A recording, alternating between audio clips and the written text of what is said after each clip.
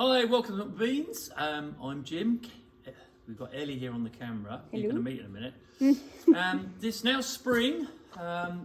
We're obviously spring season is our flowering season. So we're just past the season really. I reckon January into February. We're just the first week in March 2021. Yep. Is that right? Yeah, that's right. And so we've got most of our flowers have been out now for probably a good month or so. One or two still to come, but the majority of them are now in full flower. So what we're going to do is just walk up and down and just see what's in flower at the moment. If you need any tips on potting or anything like that, just to refer to some of the earlier YouTube things we've done. We've done a program about potting Cymbidiums, one about potting on Oncidiums, those sort of fellas, Phalaenopsis. So there's about 3 in there that you can just pick from basically. But the idea at the moment is just show you what we've got and what we're doing in the future and that sort of thing. We've relocated, so we're still on the same site, but because they're redeveloping all the top end of the old site, we've sort of we brought everything together into one greenhouse. It's a big greenhouse, you can see. So we've got thousands of plants in here. So we've actually just sort of kept all the best and we've reduced the size on some others, just so we can get them all into this greenhouse.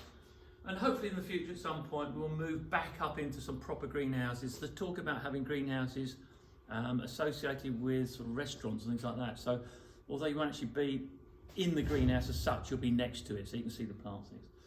Right, here's a group of plants we're doing some breeding. These are all sort of Pontac bred plants. Pontac's a famous red, as you can see. And we've been breeding, it's about 3 different crosses here, but they're all based on the Pontac. This little one here is it's Pontac cross Loch Allegrias, and they're trying to make a pot plant. We're not trying to get great big award-winning plants anymore. We want to get pot plants that we can sell. It's all very well having big show plants, but you don't make any money from showing plants. You only make money by selling plants. So we're reducing the size. We always just go say 1 metre was about the height you want to go. It's probably less now, about sort of 1/2 to 3/4, 75 centimetres, something like that. And you can see they're all, I say, bred from a common parent, but the size varies and the shape varies. We're getting away from this very rounded flower. I know people seem to like these things, but it's almost like a rite of passage. You know, as humans, we like big, round, symmetrical things. Like, you know, we like babies, we like puppy dogs and all that sort of thing. But you grow through that. You know, once you get past that, then we'll go back to sort of flowers with the definition. I like this definition between the sepals and the petals. So the idea of this grouping here was to produce a pot plant. And I believe it or not, the one that we will produce clone, if we were going to do it, will be one of the smaller ones. In fact, it will probably be this one here. As you can see, the flower is much smaller than the others, but it's bright, it's cheery. It's got 3 flower spikes in a 2.5 litre pot. And you imagine 5,000 of those flowering at one go in a garden centre or something like that. It would be absolutely amazing. So we breed for different things. So that's the pot plant market which we're actually after. If it's too tall, you can't get it in a car for taking home. If it's too tall, we can't pack it. So it's got to be a short plant, nice, tight bulb. It's got to be a small plant. Our plants in this country, you know, we're in the southeast of England. Okay, we have quite warm winters, but we still had -7 the other night. So they're grown as a pot plant in a house. I mean, you lucky people in Australia, you can bung them in the garden, sort of California or wherever. I'm so envious of you people. You just stick them under a tree and grow them as big as you like. We have to bonsai everything. We've got to make them literally a little pot plant. And the idea is some of the minis are a bit too small. Some of the big standards are too big. But by going for something like this, that's a halfway point. That to me is a perfect little pot plant. They would sell, well, like hotcakes basically. So that's one little group of breeding, and we'll see some others as we go down. So follow me back down here, we'll see. In fact, you can see here, Ellie's already been doing some breeding. Now it's a slightly larger flower and too small a spike, but what we've put it on with is smaller, compact things. So we'll end up with a flower, hopefully not quite as big as that, with 2 or 3 spikes, but again, a much more compact plant. Same with the green one at the back there. This one is it's a parent, so it shows you what you can get from this. So we'll have 3 again, aiming for 3 spikes, Small, about 2.5 litre pot. That's what we're going for. So lots of different types of breeding, what we're doing. This is gorgeous. This is one of my favourites, actually. This is PG Woodhouse Pink Star. That, to me, is about a perfect Cymbidium. You see that nice gap between the sepals and the petals there? It's very reminiscent of an old Cymbidium called Revo Cooksbridge, which was famous. It was bred in the 60s, I believe. But that, to me, is ideal. So we're sort of doing a bit of unbreeding. We're going backwards. So I'll just waddle down through here and you'll see the sort of where plants have come and where we're going. So we've got some Loch Fitties. See those sort of almost honey colour ones over the back there. That's by crossing greens with the bronzy colours. This one here is Loch Allegrias. Again, these are going over a bit now. These have been out for a good couple of months. So they're losing a little bit of shape and a little bit of colour. They're a little bit more orangey than that, really. So there's a whole range of different colours. We're famous for our greens. This one is a classic. This is Cooksbridge. This is Loch Leven Cooksbridge. And again, it's a little bit cabbagey for me, and again, it is a bit too tall for a pot plant. So again, we'll just sort of breathe the size down on that, basically. Right, working back down. Oh, this is lovely. This is a little Loch Jess. Little novelty thing. Most of the Loch Jesses tend to be just white, but this has got that sort of supernova look. I'm not even sure what variety we call it. But there's always a place for these sort of things. Loch Jess Spotty, so wasn't very original on that one. No, that's right, yeah. Loch Leven. That's one of the famous Loch Levens. That's is it Sir Bertie Wooster? No, Sir Watkin Bassett. That's Sir Watkin Bassett. I named a lot of plants after the PG Woodhouse characters. I'm a great fan of his work. And so we've got lots of G's, Bertie Woosters, Gussie Finknottles and things like that. But the actual names do refer to the plant, if you know what I mean. Here we've got the Loch Allegrias. See, pollen's gone on this, so it's a slightly different coloured lip, but these are a lovely... There. Again, we're still getting that definition.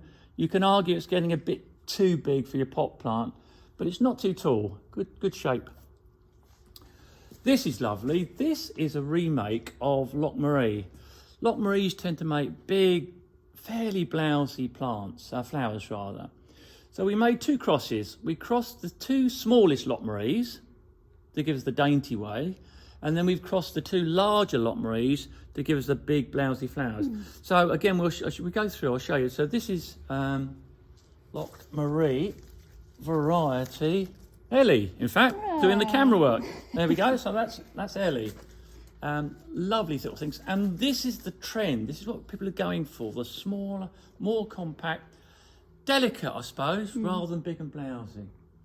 Now, behind me here, you can see a whole range of sort of yellowy, golden yellows. And these are bred from, well, in fact, it's almost a recross. The very first cross I made, which is this fella here, that's Mavenine Jester crossed with Kariga Tetracanary. I made this in 1975 and it was called Highland Canary off the top of my head. We tend to work on numbers rather than names, to be perfectly honest. So that was made in 1975, so the very, very first cross I made. Okay, so now we've got a batch here. I don't know if Ellie can show you all these things. And so I virtually remade this cross. So this is the Kariga, but in this case we crossed it with Liz Johnson. And the idea again is to get this plant about 1/2 metre tall, hopefully with 2 spikes to the plant plus, and a nice compact plant. So there again we've got that nice little pot plant again. But they're cheery, you know, they're nice and user-friendly rather than being sort of a bit in your face. And they've all been, it's been a lovely cross. We flowered 500 of these and they've all flowered as a nice little compact. So that it shows that the breeding worked basically. So that's, there we are. So that's one of the first, well, the very first cross I made, right up to one of the latest crosses I made. I've got retirement coming up in a few months' time, so Ellie will be taking over all this. So you won't see me again on these YouTubey things, I'm sure, but I'll still be about, so you might catch a glimpse of me somewhere or other. But there, it's just showing that what we did in the past is still relevant to what we need now. You know, it's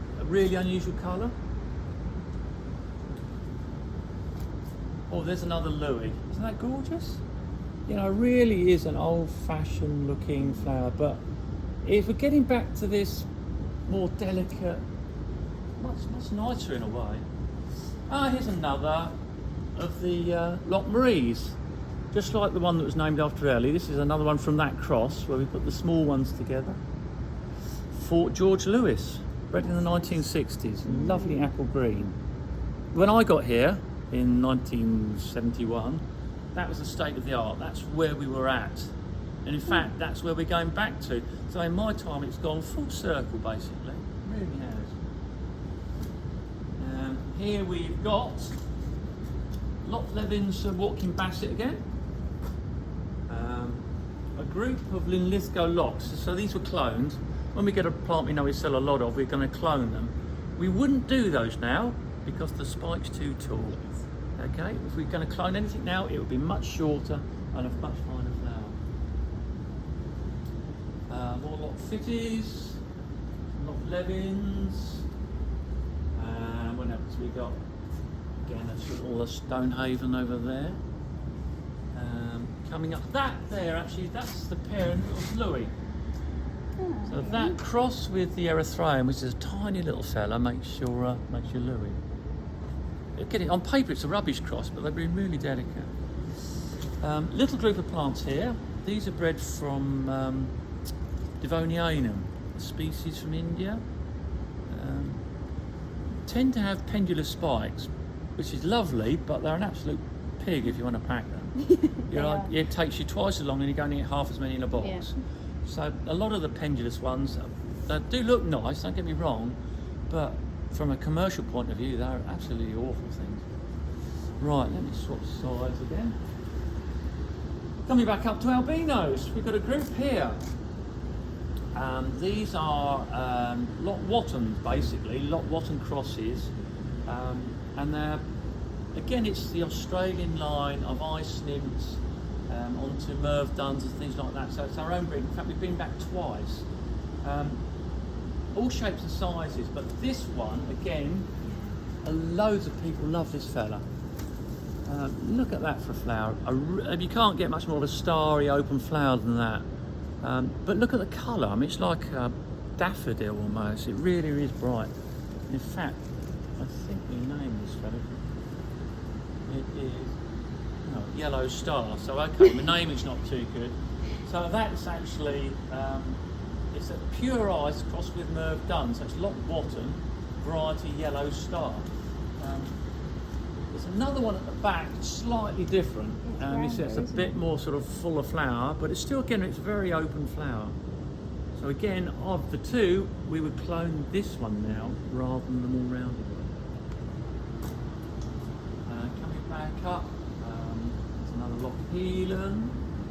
Some little miniatures, some old miniatures in fact. It's good old Sarah Jean Ice Cascade.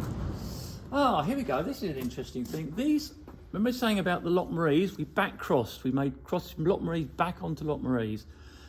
So this is the finer one, like the one named after Ellie. This one is actually Loch Allegrias variety Beryl Penny. Okay, nice and delicate. And then the other one behind there, now that's a Loch Allegrias, but that's where we went on the big blousy line. We crossed the two together. That one is named, I'll just dip down there, I'll get the name of this. They've got their merits between all of them. This is Loch Allegrias variety Old Duffer Penny, okay? So these are related, in fact, they are related in marriage, in fact. They are indeed, yeah. But it just shows, from the same cross, you can still split the lines just by making back crosses.